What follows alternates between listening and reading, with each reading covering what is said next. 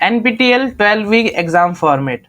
आपका जो एग्जाम होगा वो पूरा कंप्यूटर बेस्ड होगा। आपको अपने सेंटर पे जाना है। जब आप एंट्री ले लोगे तो आपको एक सिस्टम दिया जाएगा जिसपे आपका पेपर आएगा। आपको अपना पूरा पेपर उसी पे सॉल्व करना है। आपको कोई फिजिकल पेन या पेपर पे अपना पेपर सॉल्व नहीं करना। अगर मैं क्वेश्चंस की बात करूं तो आपके एग्जाम में 3 तरह के क्वेश्चंस आ सकते हैं: MCQ questions, fill in the blanks और शॉर्ट आंसर्स।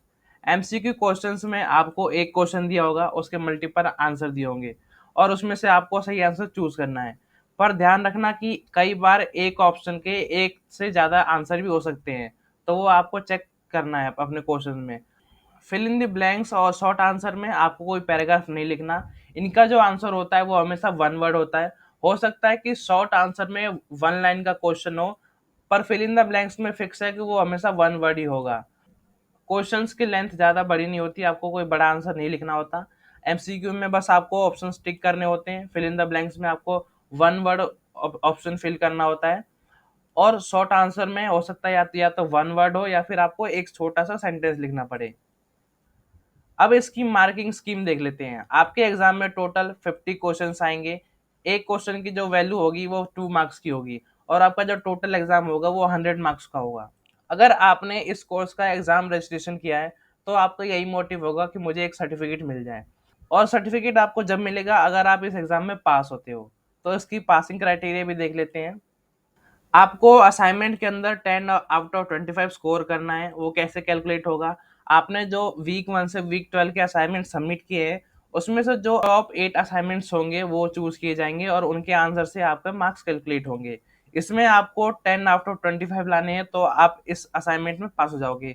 फिर उसके बाद आपको एग्जाम में भी पास होना पड़ेगा। अगर आप एग्जाम में 30 आउट ऑफ 75 स्कोर करते हो तो आप पास हो जाओगे। मैंने आपको बताया कि आपका एग्जाम टोटल 100 मार्क्स का होगा, पर वो बाद में 75 मार्क्स में कन्वर्ट हो जाता है और जिसमें से आपको 30 लाना होता है।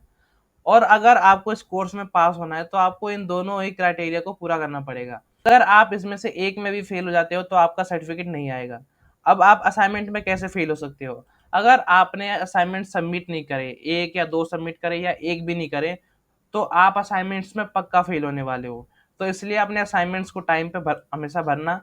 और एग्जाम के लिए आपको तैयारी करके जानी है और उसमें आपको 30 आउट ऑफ 75 स्कोर करना है। मीन्स अगर 100 मार्क्स का है तो अगर आप 50 का भी करके आते हो तो आप आराम से पास हो जाओगे।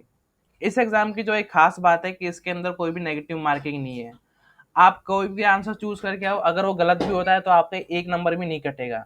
मैं आपको पर्सनली एडवाइस दूंगा कि अगर आपको एग्जाम में कोई भी क्वेश्चन ना आता हो तो कम से कम उसे अटेम्प्ट करके आइए, क्योंकि हो सकता है कि गलती से आप सही ऑप्शंस को चूज कर लें और अगर आप एक या दो नंबर से फेल हो रहे हो तो आप उसकी वजह से पास हो जाओगे।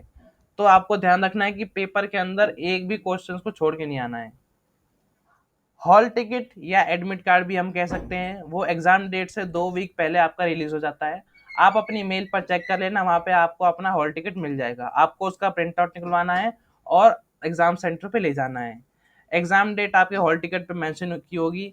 जरूरी नहीं है कि जो आपने फॉर्म भरा था उस टाइम एग्जाम डेट आई है वही आपकी एग्जाम डेट होगी। हो सकता है कि एक दिन आगे पीछे आपकी एग्जाम डेट आए। अपने हॉल टिकट पे डेट जरूर चेक कर लेना। और साथ ही मैं आपको बता देता हूँ कि आपको क्या-क्या डॉक्यूमेंट ले जाना है। आपको अपने हॉल टिकट का प्रिंट आउट निकलवा के ले जाना है और साथ ही आपको अपना एक वैलिड डॉक्यूमेंट वो भी ओरिजिनल ले जाना है, जिसमें आपका फोटोग्राफ हो, जैसे आधार कार्ड, वोटर आईडी या पैन कार्ड।